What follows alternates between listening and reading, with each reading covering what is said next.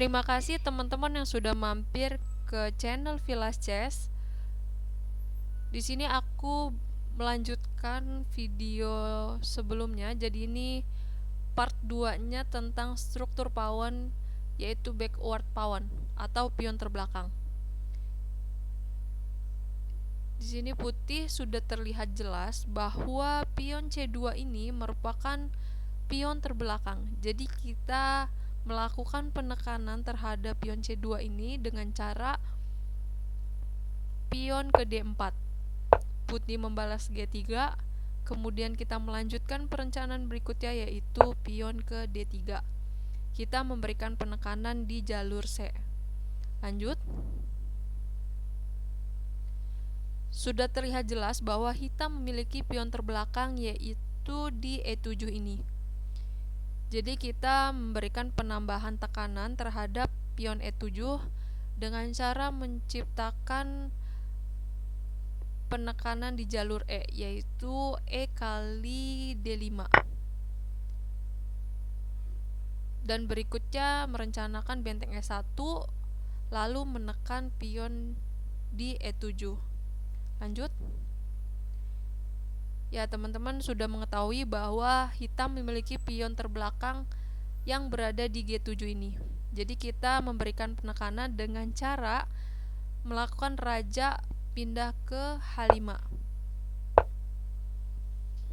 Raja D8, raja G6, raja E8, raja kali G7, raja E7, raja G6. Dan kita melakukan pemukulan di F6. Oke, lanjut. Ya, jadi hitam mempunyai pion terbelakang yaitu berada di C6, D6, kemudian F6. Tapi di sini karena raja putih lebih mendekati pion F6, jadi kita ingin melakukan penyerangan terhadap pion F6 dengan memberikan langkah raja ke G3, pion F5, raja ke H4, pion F4, E kali F4, E kali F4, dan selanjutnya pengambilan pion di F4 yang terisolir sendirian ini. Lanjut. Coba teman-teman tebak di sini hitam memiliki berapa pion terbelakang? Ya, jadi hitam memiliki pion terbelakang yaitu berada di B6, kemudian D7, lalu G6. Tetapi di sini kita memberikan perencanaan terhadap penyerangan pion terbelakang hitam. Karena di sini ada 3 pilihan, tetapi di sini terlihat bahwa B6 ini masih dijaga oleh benteng A6, kemudian pion D7 masih dijaga oleh raja D8, dan di sini kita memberikan perlawanan atau penyerangan pion di G6 dengan cara benteng ke H1.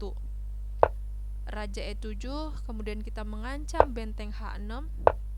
Raja F7 kita memberikan skak benteng H7, lalu kita mengancam pion di G6. Jadi ini salah satu cara supaya kita menekan pion terbelakang lawan. Lanjut.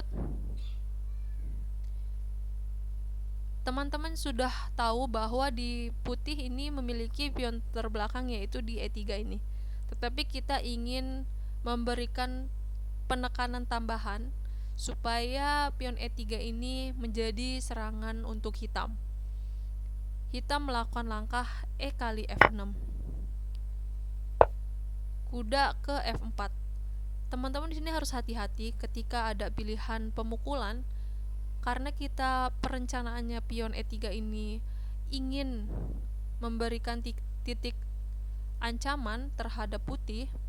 Kalau kita memberikan penukaran kuda kali F4 di sini, putih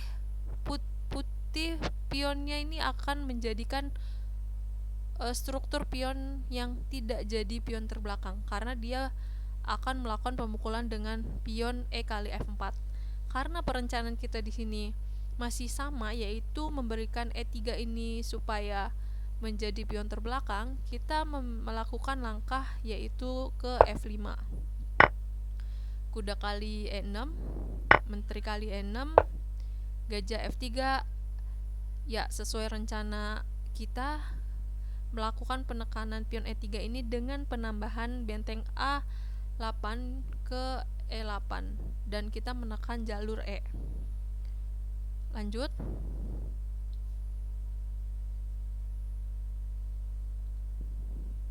Ya, teman-teman sudah pasti tahu bahwa pion terbelakang hitam yaitu pion D6 lalu pion F7. Nah, kita ingin menekan pion D6 ini dengan melakukan kuda ke B5. Pion A6.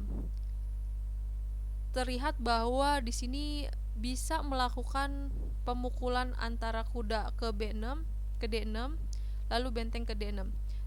Di sini harus hati-hati ketika kita melakukan pemukulan. Jadi kita harus hitung terlebih dahulu. Karena kalau ketika kita melakukan pemukulan dengan kuda kali D6, raja hitam yang berada di B8 ini bisa mendekati ke petak C7 dengan ancaman kuda di D6. Karena ini memberikan open atau pin terhadap perwira kita yang tidak terjaga, ini akan bahaya sekali.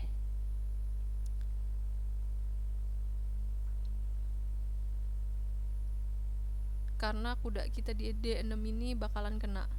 Jadi kita melakukan pemukulan benteng kali D6. Benteng kali D7.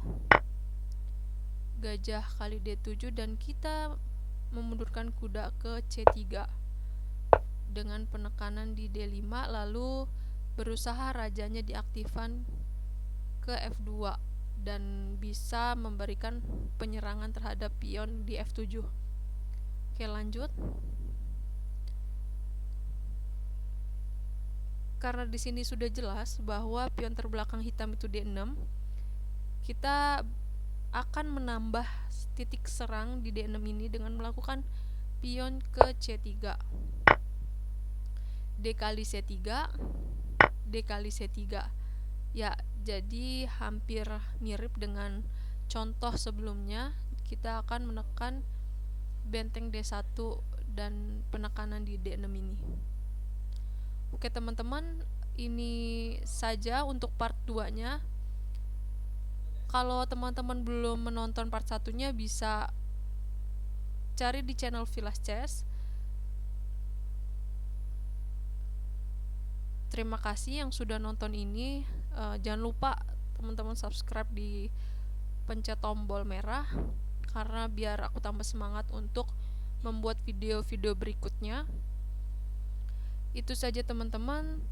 Semoga bermanfaat.